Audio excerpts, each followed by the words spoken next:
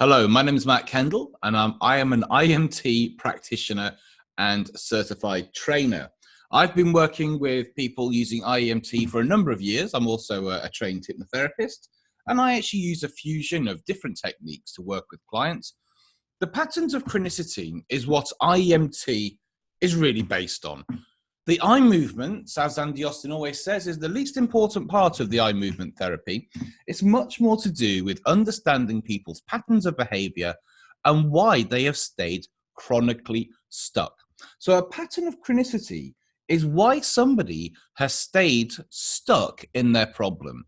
That's why they may have gone to different therapists, had different types of counseling, done lots of different self-help and all this kind of stuff, but their problem still remains. Think of it like this. Think about the overweight person who has all the diet books, who's tried every diet, but nothing seems to work for them. Well, why is it that it doesn't work for them? We are going to look today, hey Jackie, we're going to look today into people's different patterns of chronicity and also my experience of what I've encountered in the therapy room. We are then going to have a discussion and a chat afterwards with any questions you may have. So let's get into it. Who am I? Well, I was originally a hypnotherapist. I started doing my hypnotherapy training, I think it was about 12 or 13 years ago now, all in all. I was very interested in hypnosis and NLP, sort of in the late 90s and into the early noughties. And I actually met a hypnotherapist at a networking event. I was actually doing it for another business, an online design studio. And I met this hypnotherapist and he seemed really interesting. And I got hypnotized and he did a few sessions with me. And at the end, he said, I think you should be trained to be a hypnotherapist.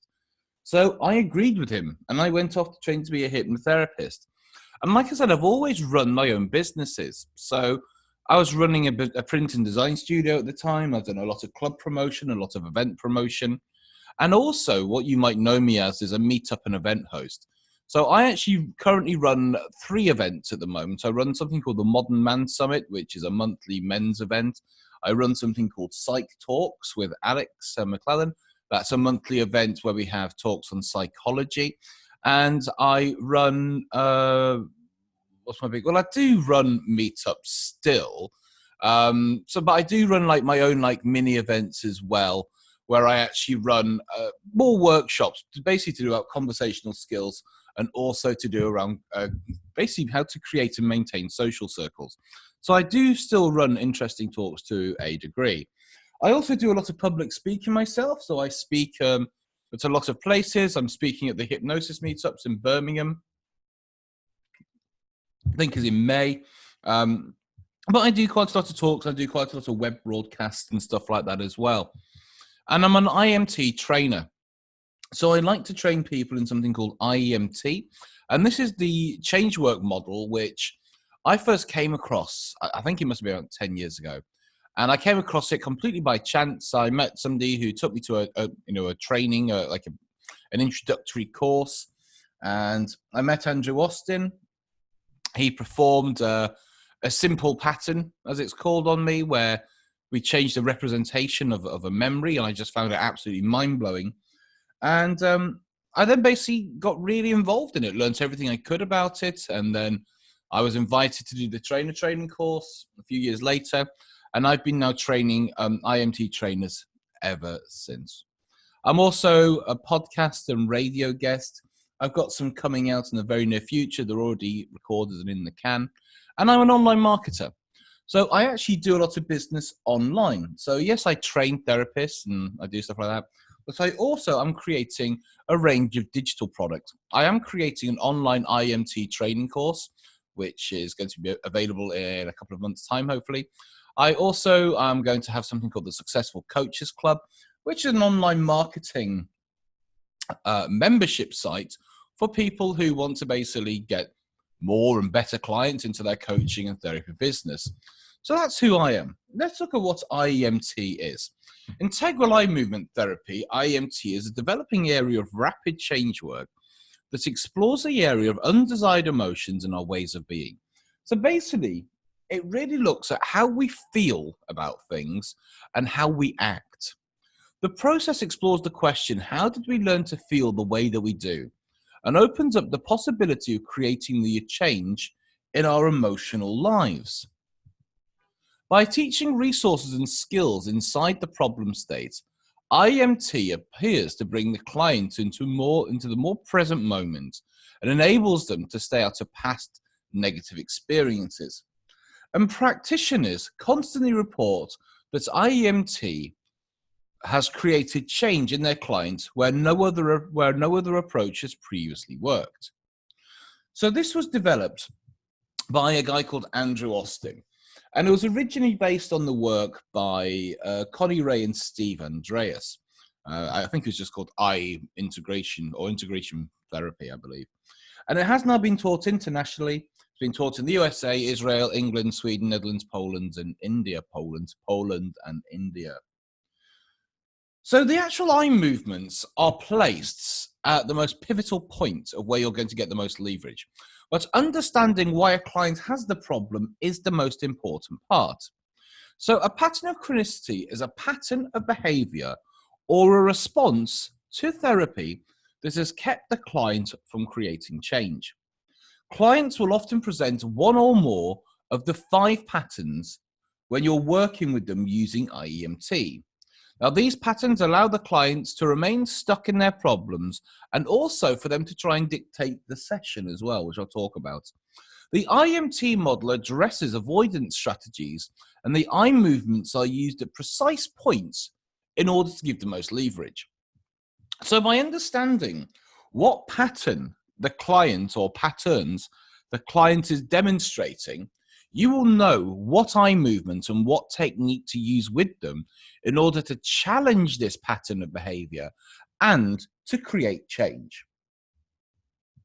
So we're going to look at the 5 patterns of chronicity. IEMT uses eye movements, but it's the patterns of chronicity that is the basis of the work. Now I'm going to go through all of these patterns, then I'm going to go into detail about each of these. So the first one is what we call a 3-stage ABREACTION process. The second is the what if questions and anxiety. 3 is the maybe man pattern. 4 is testing for the problem. And 5 is being at effect rather than being at cause. So these are the 5 patterns: the 3-stage ABREACTION process, 2 what if questions. We're not going to look more into the anxiety today, but more really into the what if questions. 3, the maybe man. 4, testing for the problem. And 5, being at effect rather than being at cause. The 3-stage ABREACTION.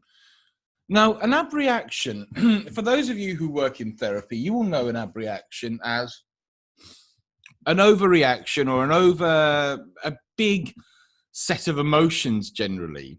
And this might come out as extreme anger, crying, being physical. Essentially, it's somebody who's trying to dictate what you're doing in a session with some kind of threat. So, for example, when you're working with somebody and they say, I'm getting a headache, this is what we call stage 1. So the stage 1 is the implied threat of emotion. I don't like this. I don't like what you're doing. Okay, I'm getting a headache. They are simply just stating that they are not happy with what you are doing. Stage 2 is what we call the increased amplitude of signal, or a direct threat of emotion. This is when they will say, my headache is getting worse. I'm getting really annoyed at you. I don't like this. You're really annoying me now.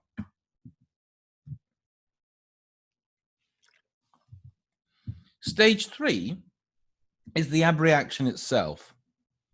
Look what you have done. Now I have to go home. They might cry. They might say nasty things to you. So how we identify this pattern in people? Now, a client who ABREACTs is often somebody who complains about other people's behavior. They will use phrases like, I hate it when X does that, or I get so angry on the tube because other people were being annoying. So I get this all the time with people. They hate the fact that other people are playing their music out loud. They just have problems with other people in general. It's not what they're doing in the world. It's what other people are doing in the world that really annoy them. Now, obviously, if you're going around the world being really annoyed by what other people are doing, you're going to live an awful life. You cannot control other people. All you can do is control your reaction to it. But let me let you into a little secret. These feelings of anger or upset, or sort of these feelings which they have towards other people, they have felt these feelings before. And it's not got to do with that person who's in front of them. It's got to do with how they learned this pattern. So what we need to do is we need to look out for when the clients fill out their forms. Words I tend to make note of are hate, despise, angry, especially when it's about people breaking the rules. I hate it when people do this. I hate it when people drop litter. I hate it when people don't clean up after their dog. I hate it when children run around the restaurant screaming. So all of these rules which they have set out, sometimes by society, usually by themselves, and when people break these rules, it sends them on an escalation for this. When the issue is outside of their control, they're more likely to abreact in a situation. So basically, you can think of it like this: trigger, amplification, then abreaction. So I was actually, I'm not there today, but I work from a gym that's got a workroom, like a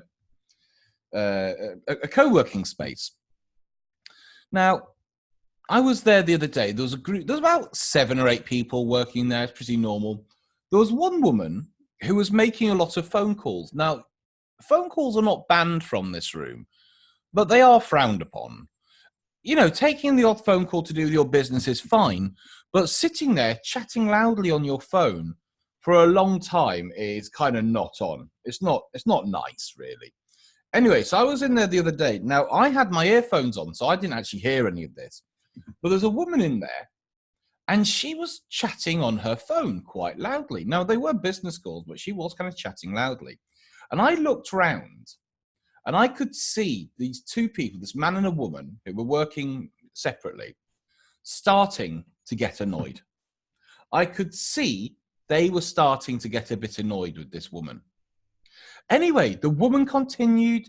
She starts laughing, rocking on her chair. So these people, this guy and woman at the back of the room they're looking at each other. They're starting to get really fuming. Anyway, it continued and continued to the point where they stood up and they said, "This is out of order. You should not be doing this. You should not be making these phone calls." And they went and got a member of the management. The member of the management came in, calmed everything down. Everything went back to normal. Now, I didn't care about this because, again, I had earphones in. So we have a trigger, an amplification, then an abreaction. So how do we actually use this with IEMT?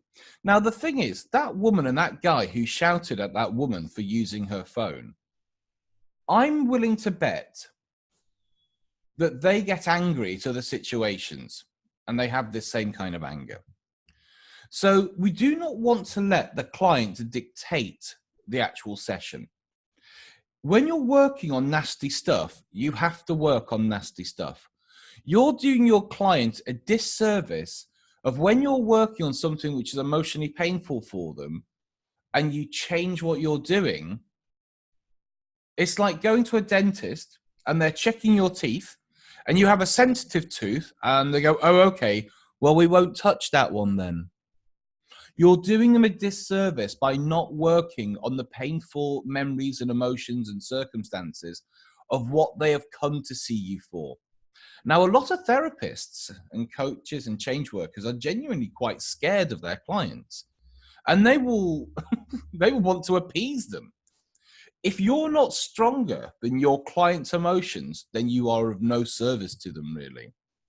So in IEMT, what we want to do is we want to take that second stage and work with that emotion. I.e., how strong is that emotion? How familiar is that emotion? When's the first time you can remember feeling this way? So if I was going to be working with these people in that room where that woman was making the phone call, I would take it before they stood up and had a go at the woman for making the phone call. As they were getting angrier and angrier, I'd say, "Hold it. This level of anger you have right now, how strong is it out of 10? how familiar, and when's the first time you can remember feeling this way. And then you go back to the imprint, and then you run what we call the complex pattern, or the integrative pattern, is what Sonia Richards calls it, which I think is a really good name for it, actually.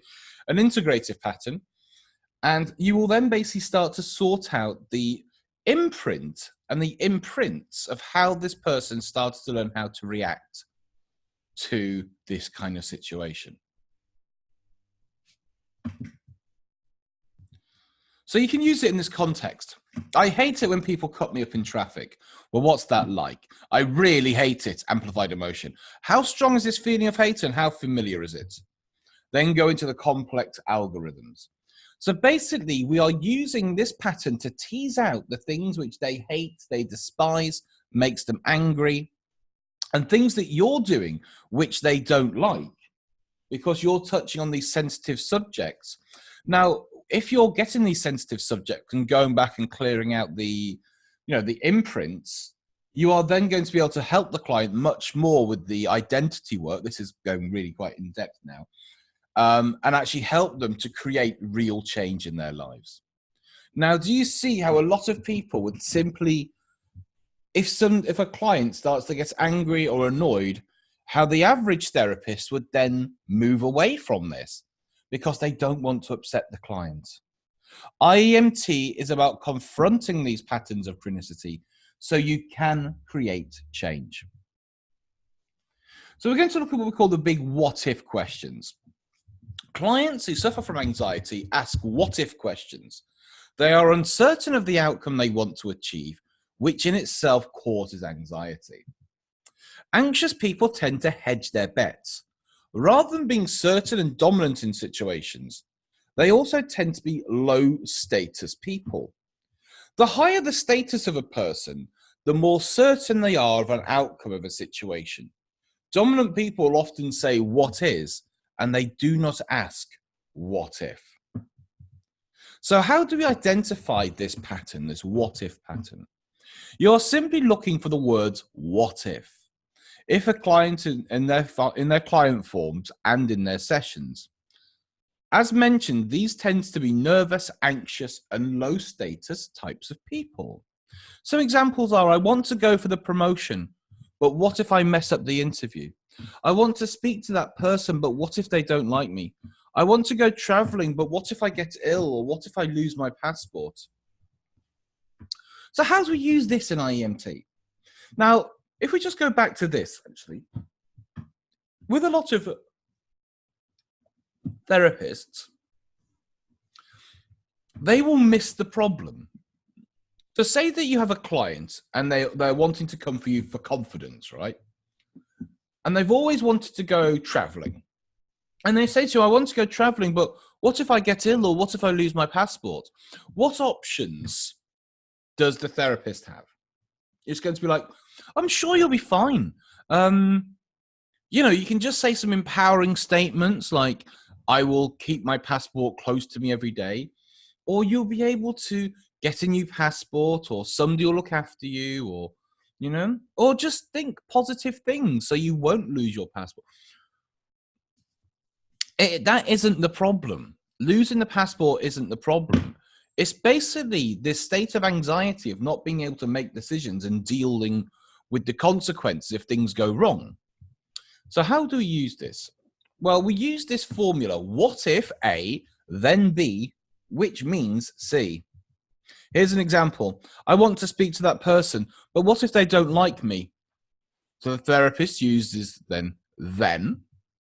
Everyone will see me being rejected, which means I am unlovable. That's right. So let me just go through that again. I want to go speak to that person, but what if they don't like me? Then, well, everyone will see me being rejected, which means I am unlovable. That's right. I am unlovable is an identity statement, which is actually creating this thought pattern. Now, instead of saying, well, actually, being rejected is okay, because it's not, is it? Or, they can't reject you because they don't know who you are and all that kind of nonsense. No. Basically, this person has an operating system, a way of operating, be quiet, you, of they are unlovable. And if you don't deal with this belief of being unlovable, you're not going to help them solve this problem.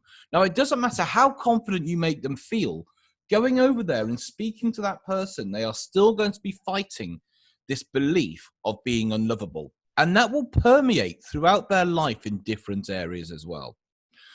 Okay. At this point, I'll take the identity of I and use the identity algorithm.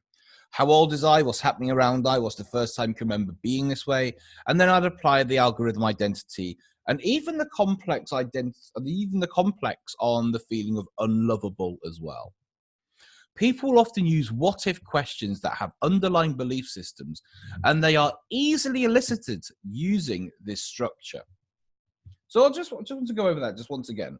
So basically, when people are using what-if questions, it tends to be because they have a negative belief system underlying this or underpinning this, which is causing these kind of thought patterns and behaviors. Trying to overpower them or installing a powerful belief or tapping or whatever like that is not going to deal with the underlying belief. And the underlying belief was here is I am unlovable. Using IEMT, we then begin to use the I movements on this identity of I am unlovable. But you can't just say to somebody, okay, so what's your negative beliefs? Because they're not going to give you the ones that you need to work on. They'll give you the ones which, oh, I think I could do better or something. It's not going to be really that good. But when you actually use these questions, you will get these negative beliefs. They will often never have said them out loud before. They'll be quite secret, quite guarded. And you're challenging them. You're bringing them forth so you can actually work on them. The maybe man. The maybe man is uncertain of his own experiences, and this will leak out into his language. By remaining uncertain and vague, he does not commit to his experience or his identity. If you're not given the correct information, then you'll not be working accurately on the problems. People who are uncertain tend to be anxious. Their brains are trying to process lots of different scenarios, and this overworking causes anxiety. Again, maybe men tend to be low status and have low confidence. The more senior and confident you are, the more precise and direct that you are. So how do we spot somebody who's what we call a maybe man? With maybe men, you need to get them to be certain of their experience. If not, you're not working on the correct problem. For example, when you say to them, out of 10, how strong is this feeling you have now? They will tend to respond with like, it's like a 5 or a 6. We need to know if it's a 5 or a 6. Now, the reason is, it's like saying, getting directions from something. So how do I get to this place? You go down there, you take the second or third right. Well, what is it? Is it the second or the third? You know, you need to know what it actually is. So you want to nail them on this. You actually need to nail them on the answer. What is it? Is it 5 or is it 6? And don't let them off the hook until you get a clear answer. Now, when you're doing this, they might be quite agitated. They might be quite scared and confronted, which I have had in sessions. So I go, so what is it, 5 or a 6? What? I don't know. What is it? Is it 5 or is it a 6? I don't know. You know this feeling you have now? Yeah. How strong is this feeling? How familiar? And when's the first time? So I can actually use this as a second stage of an ABREACTION as well. This is getting a bit more advanced, but this is how I combine the patterns. I'll then come back and ask them, the feeling that we have about this, what is it now, or 5 or a 6? And you'll find, again, if you're not being used to tutor this way, it may cause anxiety, which is fine because it gives you more to work with. And they will then start to correct as you go along. So, because in IEMT, you're doing a lot of ratings from standard units of disturbance or out of 10s, basically. And if you nail them at the beginning on how to actually answer you, throughout the rest of the session, they will become self-correcting. So how strong is it now? 8 to 9? 9. Just 2 more to go. and then I'll open it up for questions. So testing for evidence of the problem or existence of the problem. Even though 99% improvement has been made, if the person with chronicity is able to locate just 1% of the problem, this will generally be seen as representative of 100% of the problem still existing. In IEMT, we carefully measure and calibrate what we have done to see the eye movements. These clients are also used to therapy not working for them, and they will only see what remains and not what changes. In IEMT, we show them to effectively measure their own experiences so they can see and feel the change which is happening and in real time. So how do we spot this? A prime example is when you ask the client, what is that feeling or memory like now? And they will often respond with, it's the same or it's still there. These clients will also be likely to have been to many therapists and profess that it didn't work for them. So how do we use this in IEMT? Well, in my experience, by investigating the experience of the memory in the present compared to before applying the algorithm, there will be changes. You need to make this really clear to the clients and actually show them changes taking place. You really need to make it clear that things are changing. Remember, most clients who go to therapy are not expecting change. If an emotion has dropped from 8 to 6 out of 10, challenge them to bring it back to what it was, because they will fail. Ooh. So that's meant to be number 5. So this is people who are always looking for what's there, what the problem is. Oh, it's still there, it's still there. This is why by measuring what you're doing with the clients, you're showing them change is taking place, and you make it really overt to them. So when you're doing IEMT, one of the things you can do with a simple pattern is to get basically what you call the submodalities. That's basically how the memory is constructed. So their memory might be a movie, it might be associated, so that's from their point of view. It might be 9 out of 10, and it might be colorful and feel close to them. You might do a set of eye movements, and you say, when you think about that memory now, what's it like? Oh, it's still there. Now, this can be very disheartening to a practitioner because they think I've not created any change. And they might think it's not worked, or they might try something else rather than continuing down this path, which is actually correct. If you say to them, so it was a movie, it was subjective, it was 9 out of 10, it was close. When you think about it, how strong is the emotion? 7. Right, so it was 9 out of 10, it's now 7 out of 10. So would you say that 7 and 9 are different? I suppose so. Well, would you say that 9 and 7 are 2 different things? Well, yes. So it has changed, has it? Well, I suppose so. You suppose so. So has it changed or has it remained the same? Well, it's changed. Excellent. So it has changed. So I like to get them to admit that change is happening. The next thing, you then go through the other submodalities. So is it still a picture? And it will tend to go from a movie to like a picture. Okay, so it was a movie. It's now like a picture. Okay. So that's rather different as well. And what you do is you really want to show them that things are different. And then you can try to get them to change it back to what it was, and they'll realize that they can't.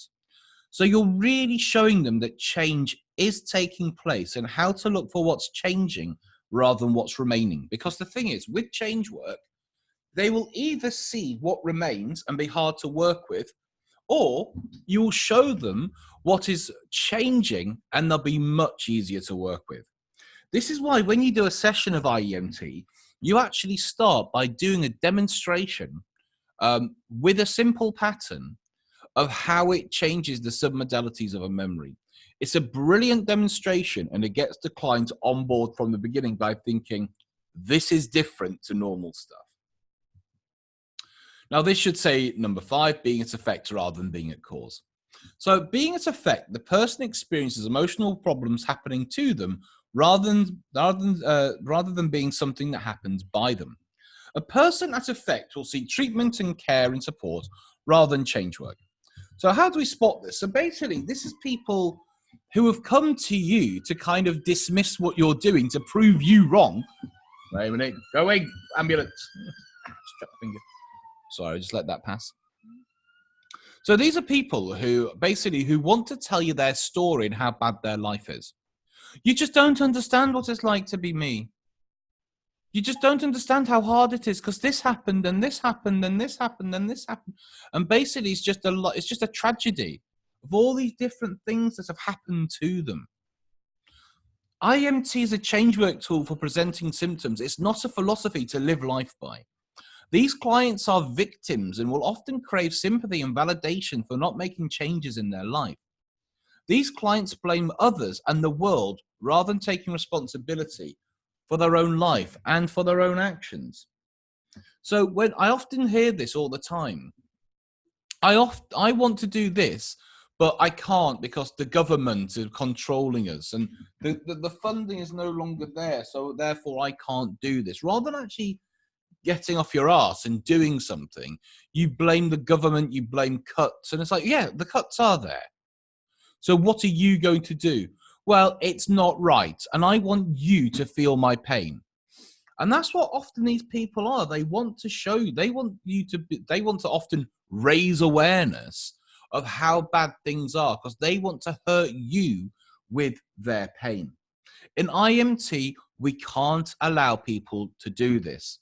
We need to move them into a place where they're actually going to move and create change within their life. I want you to think of it like this. If you see somebody in quicksand, do not jump in there with them. They have to come to where you are at the side. Do not get dragged into the endless tales of sorrow and excuses. It doesn't help them and it will depress you. Now this might sound quite cold, and it is. It really is. And you have to sort of be disconnected when you're doing a lot of this work because you are working on horrible stuff. Now, the thing is, I work with a lot of sort of sexual assault cases and accidents and stuff. I don't want to know the content of really what happened or how bad their life is. Now, the thing is, by the time somebody comes to see you, they should not be needing care and support. They should be wanting change work to change how they feel about stuff. They shouldn't be wanting care and support. That's a different type of therapy. When you ask a client what the moment feels like now, they will often not answer the question. Instead, they will go into some of the justification or explanation that's just not relevant. It was hard to concentrate whilst you were moving your fingers is a very common response. So how do I use this in IEMT? The best way to deal with this is to say, stop. This is interesting, but it's not relevant to the work they were doing. Clients are not used to be treated in this manner. One reason that therapists are actually scared of their clients and do not want to upset them or appear rude.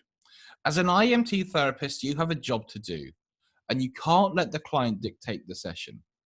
What I also do as well, in part of what we call the psychological state accessing cues, you actually show them how to change state from a problem state to a resource state. And the language which I've developed around this now, I've taken a little bit further than the original training, is basically when you are ready to change, you will move forward. And you're putting the onus on them. You're actually putting the onus on getting them to change and move forward. So these are the 5 patterns, the 3-stage ABREACTION process. What if questions and anxiety, maybe man, testing for the problem, and being its effect rather than being its cause. I do need to go get my charger, actually. I'm not charged. Okay, I want you to start typing some questions into the comments. So start typing questions into the comment box.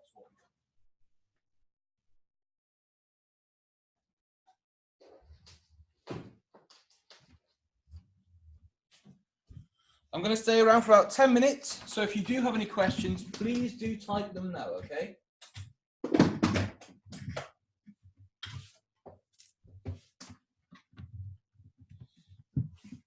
And I'm back.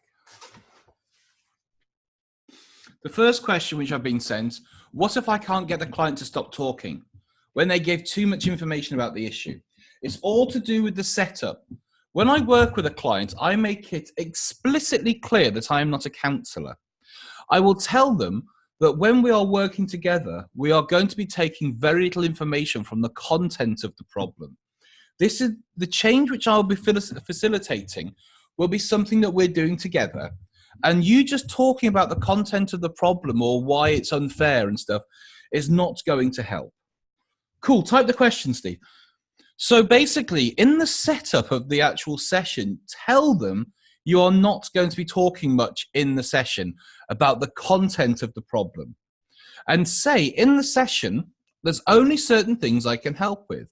And I'm going to be frequently saying, stop, hold it, because that means we have gone past the problem and I cannot help you. We only have an hour or 50 minutes together, and I want to help you as much as possible. So make sure that you set it up correctly and getting them to stop. Now, the thing is, if you're feeling anxious and scared about your clients, maybe you need some IEMT around those emotions that you have before working with other people. Okay, so any more questions? How do you respond with, how do you, okay. So this is Natalie Byrne. How do you respond when your client reports they cannot think of a related memory right now? Okay. So if they cannot think of a related memory right now, okay. So I assume that you're trying to find the imprint of an emotion. So what you want to do, so you want to say, so how strong is this feeling of anger? 7. How familiar is this way of feeling? And you want to make sure it's familiar. And when's the first time you can remember feeling this way? Now, Natalie, what I believe you're asking is that, what if they say, I don't know what that memory is? Okay. Well, there's a couple of things you can do. First of all, you can say, when's the first time you can remember somebody else feeling this way? So when is the first time you can remember somebody else feeling this way? Okay.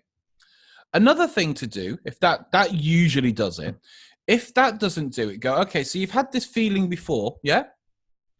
One thing I do, okay, I want you to go back to an earlier time you can remember feeling this way. Okay. Now, in this earlier time, does it feel new or does it feel familiar like you may have felt it before? Feels familiar. I'll go back a little bit further. Go back a little bit further. Go back a little bit further.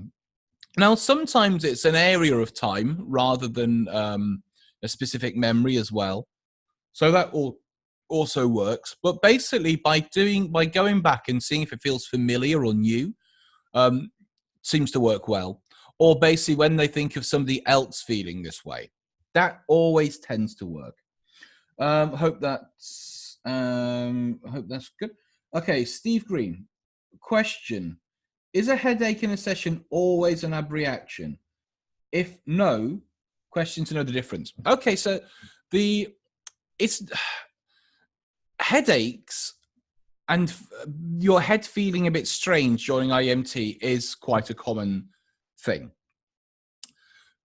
Generally, what I have found is that headaches tend to be caused by doing too many eye movements, not calibrating the eye movements and not stopping when the changes have occurred, and doing the eye movements too fast. So sometimes people will start to say, my head's feeling weird. And I say, yes, it's usually at the front or at the back, isn't it? They're like, yeah. I know that I'm going to be sort of doing fewer eye movements and making sure that I'm only doing the minimal amount of eye movements required. So basically, how do I know the difference? Essentially, are they wanting to work with me or are they showing resistance? If they're showing resistance, going, you're giving me a headache, okay, to me, that's showing resistance. Or somebody going, yeah, my head feels a bit weird. To me, that's actually, they want to work with me, and it just means I need to do fewer eye movements, calibrate better, and do them slowly, more slowly. Okay, guys, any more questions? Please do put some questions up, okay?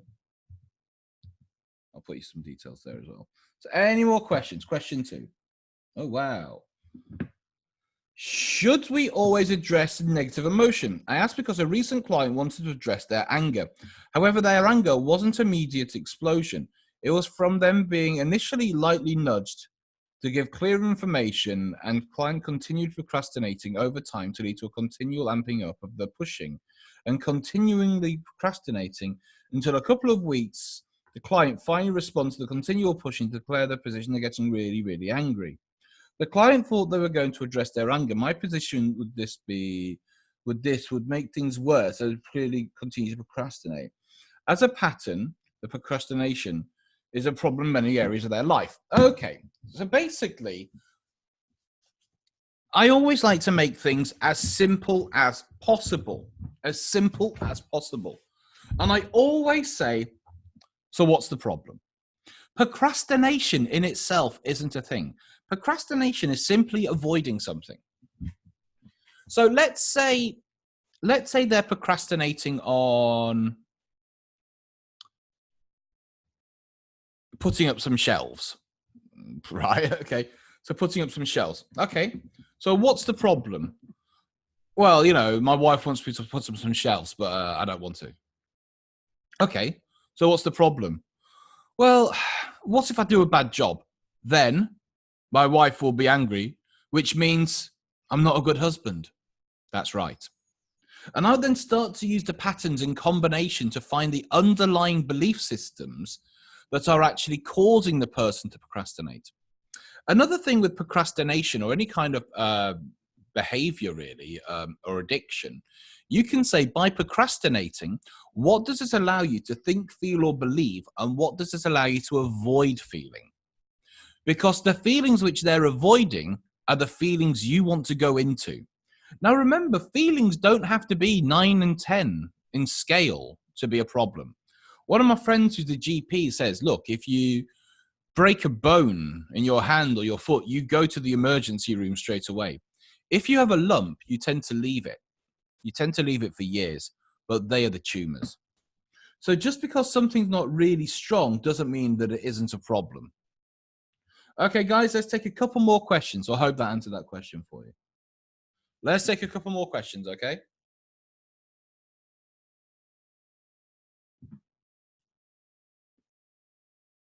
Has this been useful as well? Has this I am going to do an advanced day course. It's not the advanced weekend. It'll be a skills building day.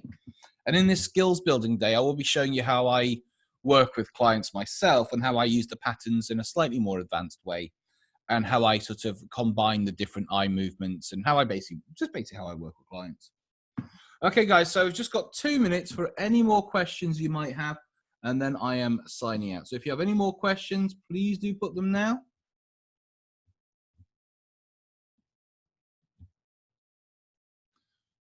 Good, Steve saying very useful. Excellent.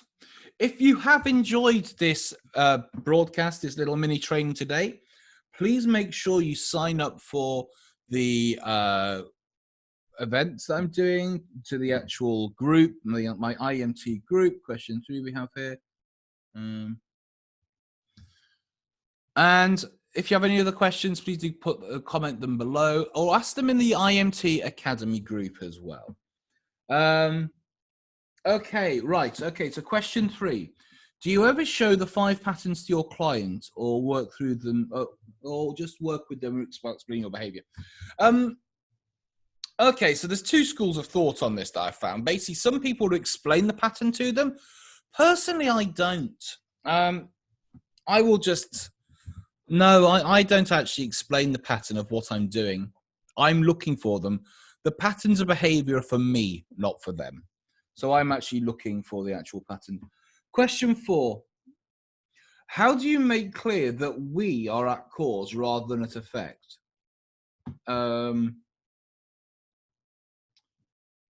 Okay, so I don't quite understand the pronoun of we, because when I'm working with a client, we is not a pronoun I'd use, because I'm not with the client.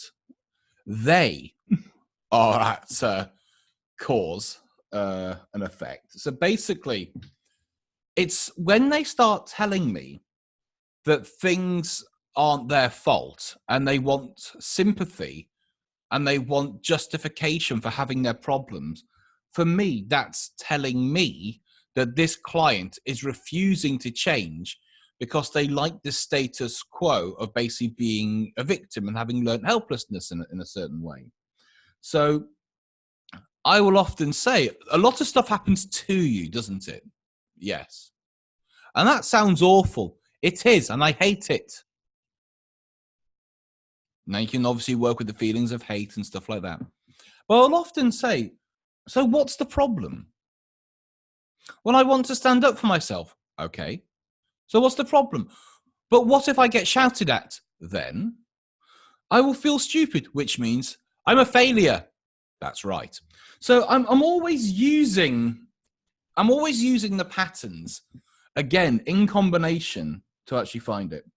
Okay, there. Yes, I was generalizing. So yeah, basically, if somebody's reporting that everything is happening to them, then I am going to basically take that as in they are refusing to change.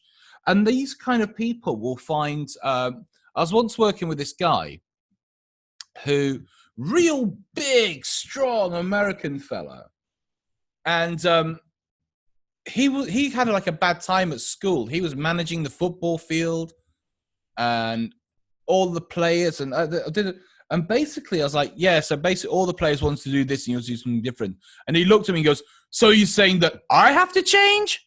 And he looked really angry at the fact that he was the one that was in the wrong and it was him who actually had to change. And I was like, that's right. Yes, you need to change. Okay, any more questions? Any more questions? I'll take one more question and then I'm going to close it out. So if you have any more questions, please do tell me now or forever hold your tongue. If you have found this helpful and useful today, please do put likes and hearts and all that nonsense because it helps with the rankings.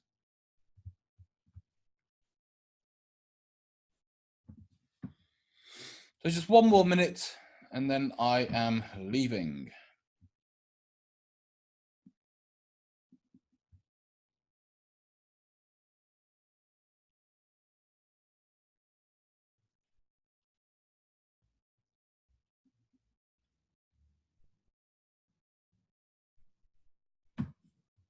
Okay, I think we are out of questions.